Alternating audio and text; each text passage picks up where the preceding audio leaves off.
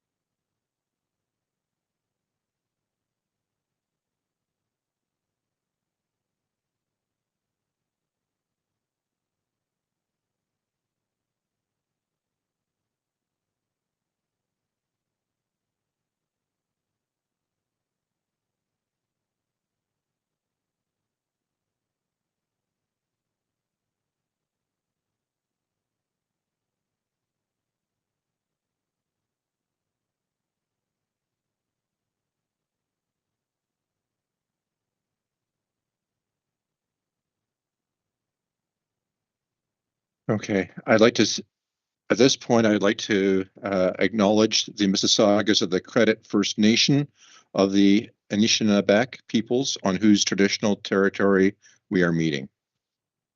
At this point, I'd like to ask if there's any declarations of conflict of pecuniary interest under the Municipal Conflict of Interest Act.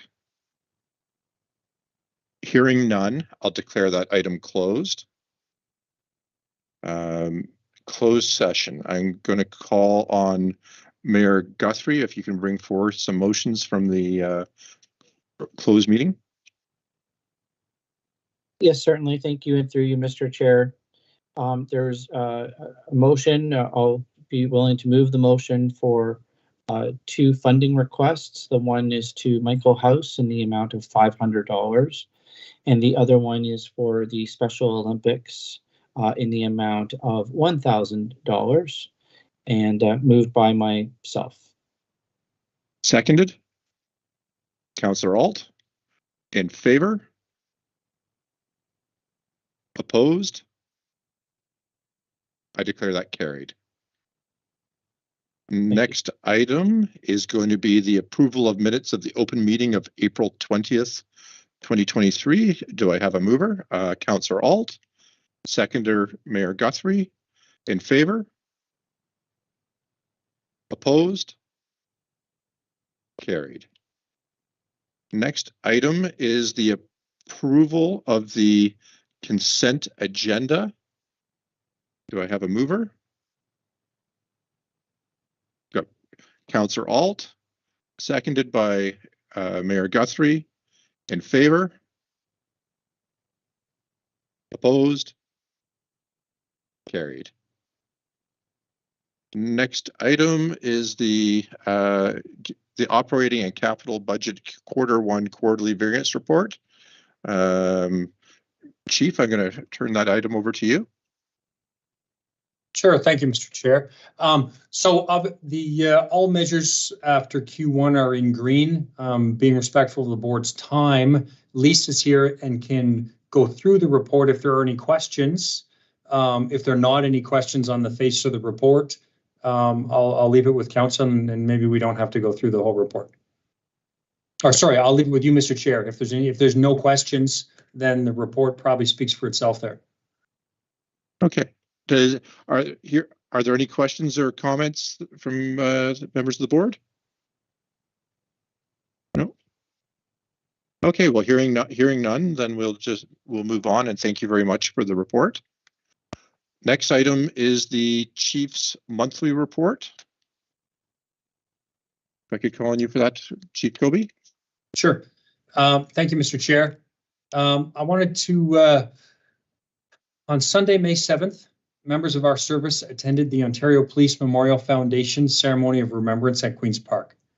Our presence at this important event is a demonstration of our commitment to remembering those who have made the ultimate sacrifice and supporting their families. On behalf of our members, I wanted to express our very sincere thank you to you, as well as Vice Chair Armstrong, for attending this important event and marching alongside our members. It was greatly appreciated by our members that attended that day.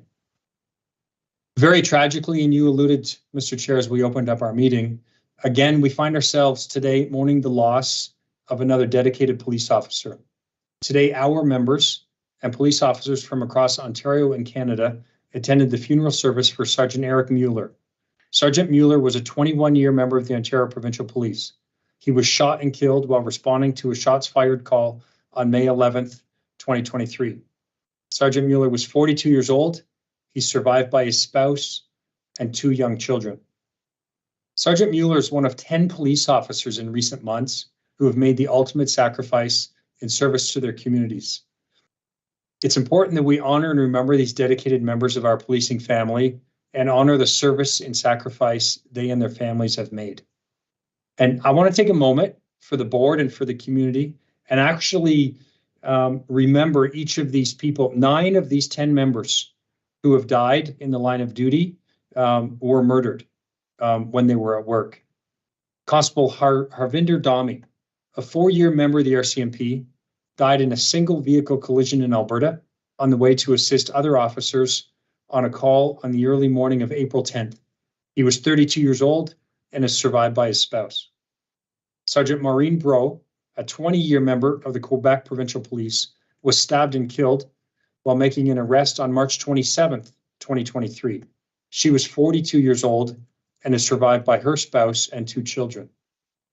Constable Travis Jordan, an 8-year member of the Edmonton Police Service, was shot and killed while responding to a family dispute on March 16th.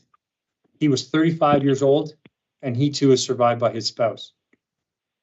Constable Brett Ryan, a 5-year member of the Edmonton Police Service, was shot and killed on the same call as Constable Jordan. He was 30 years old, survived by his spouse. Constable Greg Pachala, in his first year with the Ontario Provincial Police, was shot and killed while responding to a disabled vehicle call on December 27th. Constable Pachala was 28 years old, survived by his parents and his siblings. Constable Shaylin Yang, in her 3rd year with the RCMP, was stabbed and killed on October 18th while interacting with an individual in a Burnaby, BC park. She was 31 years old, and she too is survived by her spouse. Constable Devin Northrup, a 6-year member of the South Simcoe Police Service, was shot and killed responding to a disturbance call on October 11th, 2022. He was 33 years old, survived by his spouse. Constable Morgan Russell, a 33-year member of the South Simcoe Police Service, was shot and killed in the same incident as Constable Northrup. Constable Russell was 54 years old, survived by his spouse and his 2 children. And finally, Constable Andrew Hong, a 22-year member of the Toronto Police Service, was shot on September 12, 2022, while at a Tim Hortons on a break during a training course. He was 48 years old and is survived by his spouse and 2 children. I have said this a number of times, but I think it's absolutely essential. We have to remember police officers, they're simply human beings doing incredibly difficult jobs. In addition to their jobs as police officers, their mothers, fathers, sisters, brothers, friends, and community members. They are the ones who are always there to support our citizens, very, very often when no one else is, supporting many times our most vulnerable, navigating very difficult, often tragic circumstances. It's essential that they're provided the respect, support, and resources required to do their very difficult jobs in a safe, effective, and sustainable way. This is our collective responsibility as citizens, as community leaders, to support them in their roles. So I'll stop there, Mr. Chair, in case there's any questions or comments. I want to thank you very much for those comments and for humanizing the individuals who've made the sacrifice. So thank you. Okay. Now, moving on, as far as other updates this month. On Saturday, last Saturday, May 13th, we had the honor to host hundreds of our citizens who came to our headquarters for our open house. This was part of Police Week. It was an excellent opportunity for us to meet and chat with many of our citizens of all ages. And after many years of not being able to do this, it was a really nice opportunity to have positive, proactive engagement with our citizens. Our gymnasium was full from 9 to noon for the duration of the event. So I just wanted to thank all of our members who attended, who organized, and a special thank you to all of our citizens who took time to come and engage with our staff. I also wanted to give an update in relation to our supplemental staffing initiative to support our downtown. As you recall, this has been going on since the 1st of April. And just to give the board some statistics, in April alone this month, we had 130 proactive dedicated patrols in our downtown. So that's just 133 dedicated patrols, a 90% increase over the same period last year. Just in the first 2 weeks of May this year, we've had 85 documented proactive patrols. Now, that a patrol may be a day long, but to give you an example, that's a 250% increase from the same 2-week period last year. So since April 20th, in the last 3 weeks, there's only been one day where Constable Vavods and/or our supplemental officers weren't in our downtown. So basically, there's only been one day where there wasn't a visible presence proactively interacting with our citizens. In addition to the metrics, I think it's really important how's our community feeling in our downtown? Do they feel safe? And I'm very happy to say that in the last several weeks, we've had many kind calls and emails and observations on how much people just appreciate our members' presence in the downtown. The stats are one thing, but how does our community feel? And so based on that, the information we're getting anecdotally, this initiative has been very well received by our citizens and businesses. We are also in the process of developing and will be launching a survey both for citizens in the downtown as well as businesses, so we can get some metrics to actually provide metrics as far as how the community is feeling in relation to this initiative. Our members really welcome the opportunity for the proactive engagement.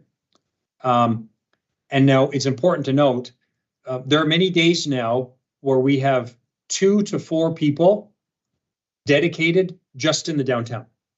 To provide context, and I think we can never lose sight of this, there are also many days, probably the majority of days, that we only have 10 units, frontline response vehicles for the rest of the city. So we have to kind of be mindful of that with respect to the sustainability of that. That leads me to my last topic, but I'll just stop before I do that to see if there's any questions or comments in relation to the downtown supplemental staffing initiative that we have on the go. Mr. Mayor? Thank you. Through you, Mr. Chair. Chief, can you just go over sort of the very beginning? I just was trying to write that down, but I just didn't understand. I heard that you had 133 dedicated patrols. And then I heard 90% increase over last year. But then you gave 2 stats that said it's an 85% proactive patrols and a 350% increase since last year. So I don't understand where I'm messing up my numbers of the since last year portion. I'm sorry about that. Can you just clarity for that again? So from April 1st to April 30th, in 2023, just this year. Okay. Yeah, just this year, there were 130 dedicated proactive patrols, which is an 88.4% increase over the same period last year. Okay. And for the first 2 weeks of May this year, there has been There's been 85 just in the first 2 weeks, which is a 254% increase for the same period last year. Oh, I'm sorry, I put the wrong number down, 254. Okay, so I'll just say it out loud if you don't mind, Mr. Chair, so I can make sure this mayor understands it, this board member understands it. So between April 1st and April 30th, 133 dedicated patrols, which is an 85% increase. And 130, which is an 88. I'm just so you have the right numbers. 130 patrols, which is 88, just so you know. Okay, thank you. And then in the first 2 weeks of May alone, we have had 85 proactive patrols, and that's a 200 and I think 45 54 increase. 254. Okay. Thank you very much. I appreciate that. And I guess I could just make a quick comment then, Mr. Chair. I have never heard in my life as the mayor more people and businesses in the downtown more thrilled that they're seeing that proactive response of officers. So just anecdotally, what I'm hearing is major change in atmosphere and appreciation. So it couples with what you just said as well, what you're hearing. Perfect. And then my final thing, which is just kind of just an update with respect to information coming next month. We spoke a lot last month about our KPMG staffing and service delivery review. We continue to develop strategies and initiatives based on the results of that review, and we'll begin bringing those to the board at our meeting next month as we start to develop things aligned with those recommendations. And barring any questions, Mr. Chair, that's the end of my update. Thank you. Any questions, Mr. Mayor? Yeah, sorry, Mr. Chair. One just quick follow-up. If you don't have it at your fingertips now, I understand. I preface this question because the proactive engagement alone, I believe, is a win of those officers downtown. But I would like to know, I'm wondering if the board wants to know, has there also been any outcomes of arrests or criminal activity that data that's been collected as well, charges laid, warrants done, or so there's the engagement in the societal hello, how are you, and engagement. So I love that. That's great. But there's also the enforcement part that can't be lost about why there's police officers there as well. So any data to share there? I'm sure there could be. I don't have it at the tips of my fingers right now, and I know that as stated previously, obviously the primary role is that proactive, positive engagement. Yeah. However, obviously, if we are down there more, then obviously there may be some of those stats as well. I just don't have them, Mr. Mayor. I'd have to get those offline. That's fine. Thank you. Thank you very much. Thank you. Any other questions or comments? Hearing none. Okay. Next item is new business. Any new business? Hearing none, I'll declare that closed. Next item is that our information items, our next meeting is going to be held June 22nd June 22nd, 2023 at 2:30 via Teams meeting, live streamed on YouTube. Can I have a mover and a seconder to adjourn? Moved by the mayor, seconded by Councillor Alt. In favor? Opposed? Carried. Thank you and have a wonderful day.